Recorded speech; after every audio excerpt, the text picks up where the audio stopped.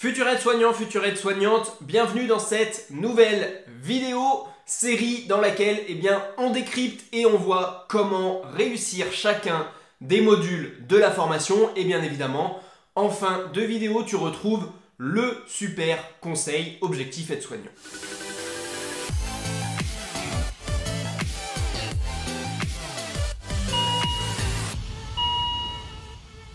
Alors on va parler du module 7, un module relativement court puisqu'il ne comprend que 21 heures de formation. Le module 7 est compris avec le module 6 dans le bloc 3. Un bloc 3 qui s'intitule Information et accompagnement des personnes et de leur entourage, des professionnels et des apprenants. Et c'est justement cet accompagnement des professionnels et des apprenants qu'on aborde dans le module 7. Le module 7 qui lui se nomme Accompagnement des personnes en formation et communication avec les pairs. Vous le verrez par la suite, ce qui lie vraiment le module 6 et le module 7, c'est la partie communication qui est extrêmement important dans le diplôme. Vous le savez. Rentrons un peu dans le détail. Tout d'abord, le rôle de l'aide-soignant dans ce module 7.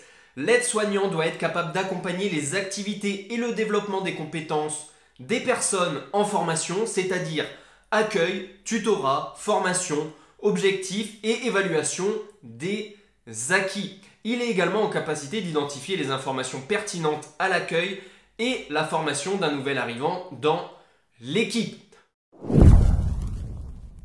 Ensuite, les objectifs pédagogiques du module qui vont en ce sens. Il y en a deux. Premier objectif, sélectionner les informations pertinentes à apporter aux personnes en formation et aux professionnels lors de leur accueil dans le service ou la structure ou l'établissement, etc.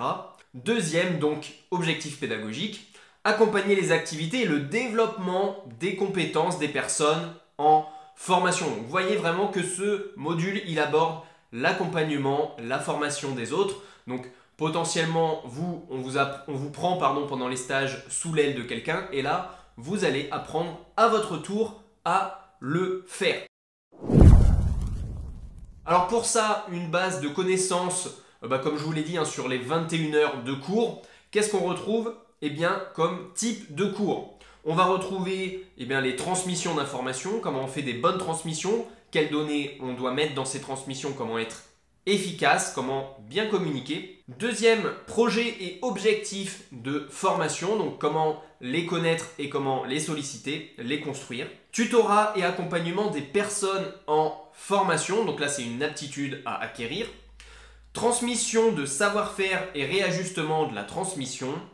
Et le dernier point, évaluation des acquis. Donc vous formez quelqu'un, mais il faut quand même valider ce que vous avez essayé de lui apprendre et comment on peut faire ça. Passons à la partie comment réussir ce module et comment se déroulent les épreuves. Pour réussir le module, alors d'abord je vais vous donner ce qui est attendu à valider. Après je vous parle du format de l'examen puisqu'il est un petit peu particulier et des deux façons, des deux endroits où il faut valider votre module 7. Donc le module 7 répond et valide la compétence 7. Donc c'est facile, 7 et 7. Quelle est-elle? Cette compétence 7, elle se nomme informer et former les pairs, les personnes en formation et les autres professionnels et elle comprend 6 points. Ces 6 points, je vous les remets bien évidemment en description, je vous les passe très rapidement. Identifier les informations pertinentes à apporter aux personnes en formation et aux professionnels lors de l'accueil. Rechercher les informations sur les besoins d'apprentissage. Accompagner les activités de développement de compétences des personnes en formation. Identifier les acquis et les écarts dans la réalisation des activités et adapter son encadrement. Évaluer les compétences mises en œuvre. Accompagner les personnes dans la réflexion de leur propre apprentissage. Donc, voilà rapidement ces 6 points. Maintenant, le format de l'examen. On a deux choses. La première, c'est bien évidemment la validation en stage, donc la validation sur le lieu professionnel. Pour le format de l'examen à l'IFAS, que nous dit déjà le référentiel? Il nous dit que c'est une évaluation à partir d'une étude de situation relationnelle pouvant comporter une pratique simulée. Qu'est-ce que ça veut dire? Comment on le décrypte dans la vie réelle, dans la formation? eh bien, vous allez avoir un examen pour valider le module 6 et le module 7. Cet examen sera une analyse de situation que vous avez vécue en lien, bien évidemment, et bien comme ça a été mis, avec une situation relationnelle et je vais vous donner quelques exemples. Alors cet examen, il peut soit être fait à l'écrit, donc une analyse écrite comme on le fait dans d'autres modules, ça peut aussi être une présentation à l'oral devant un jury. Donc ça va vraiment dépendre de l'institut de formation dans lequel vous êtes et des modalités. Bien évidemment, si c'est un passage à l'oral, vous vous doutez bien qu'il y a une préparation écrite tout de même à faire avant. Donc, vous vous retrouvez plutôt à faire les deux. Mais les qualités à l'oral ne seront pas les mêmes attendues, bien sûr. Alors, pour les axes de la situation à cibler, puisque ça doit être une situation vécue généralement lors des stages, les deux axes, ça va être bien évidemment la communication. Comme je vous l'ai dit, c'est le lien entre les deux modules et l'accompagnement. Donc, généralement, vous allez pouvoir prendre un accompagnement qui vous a été fait. On a essayé de vous apprendre quelque chose et la situation se raccroche généralement pour le module 7 sur une situation dans laquelle eh bien, la communication a été soit bonne, soit mauvaise, efficace ou non efficace. Donc, à vous de choisir si vous voulez plutôt une situation positive ou négative. Les deux sont possibles. Et dans le cadre eh bien, du module 7, comme je vous l'ai dit, généralement, c'est une situation dans laquelle vous allez vous-même être mentoré et tutoré. Et pour faire le lien, eh bien, vous allez tout simplement vous projeter sur l'avenir, c'est-à-dire que vous avez vécu ça et vous allez vous projeter dans le futur. Vous, comment vous feriez, qu'est-ce que vous en retenez, etc. Pour ça, on vous donnera une autre vidéo de méthode sur comment rédiger cet écrit spécifiquement et on vous donnera de plus en plus de clés pour le réussir. Après l'évaluation de l'IFAS, on a bien évidemment l'évaluation en milieu professionnel, donc durant vos stages qui vont valider également la compétence 7, mais sur le terrain, qu'est-ce qu'on retrouve dedans? Eh bien, on a deux critères d'évaluation qui sont proposés dans le référentiel. En premier, la qualité de l'accueil et de l'accompagnement d'une personne en formation ou d'un professionnel. En deux, la qualité de formation délivrée à l'apprenant ou au professionnel. Donc ça, on va l'évaluer en collaboration avec les autres professionnels de comment vous échangez. Donc c'est vraiment une forte partie communication qui est demandée lors des stages. Et comme je vous l'ai dit, eh bien, on va passer au super conseil.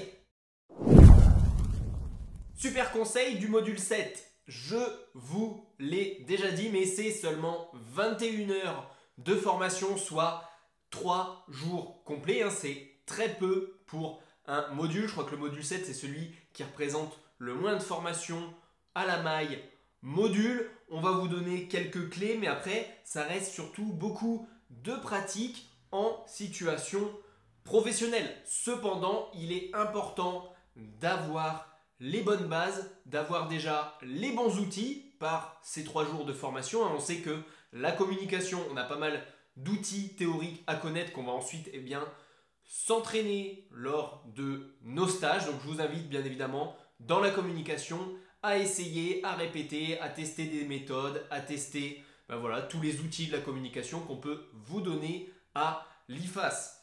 Je vais vous donner également 3 qualités englobées dans ce super conseil que vous pouvez repérer et essayer d'améliorer pour valider le module 7 et qui sont très très importants. En 1, aimez le partage. Le partage de connaissances, le partage de savoir. Il faut que vous aimiez partager. Ça peut être partagé déjà avec un autre étudiant s'il y en a un autre en stage, mais avec d'autres professionnels, pouvoir échanger, rester ouvert d'esprit, etc. Donc aimer partager. Deuxième point, être pédagogue. Donc c'est la capacité à savoir transmettre facilement et à vulgariser l'information que vous voulez partager à l'autre. Et en troisième qualité, avoir une bonne cohésion d'équipe dans le travail, en équipe, que ce soit pluridisciplinaire ou bien juste avec vos collègues, faire évoluer tout le monde, hein, avoir envie de pousser tout le monde vers le haut en transmettant, en partageant, en apprenant ensemble. J'espère que cette vidéo t'a éclairé sur l'ensemble de la composition du module 7 et de l'examen qui t'attend. J'ai hâte de pouvoir vous proposer une autre vidéo sur comment réaliser concrètement cette analyse module 6, module 7. Et en attendant, vous pouvez d'une part vous inscrire à la newsletter Objectif Aide-Soignant. Vous y retrouverez de l'aide sur mesure pour vous et vos besoins. En deuxième lieu, pour avoir une base de connaissances solide, vous retrouvez nos 250 fiches sur les 10 modules ou uniquement sur le bloc 3 si tu le souhaites. Et tout de suite, je te propose une autre vidéo qui pourrait être utile. Merci de l'avoir visionné. On se retrouve très vite. C'était Geoffrey. Ciao!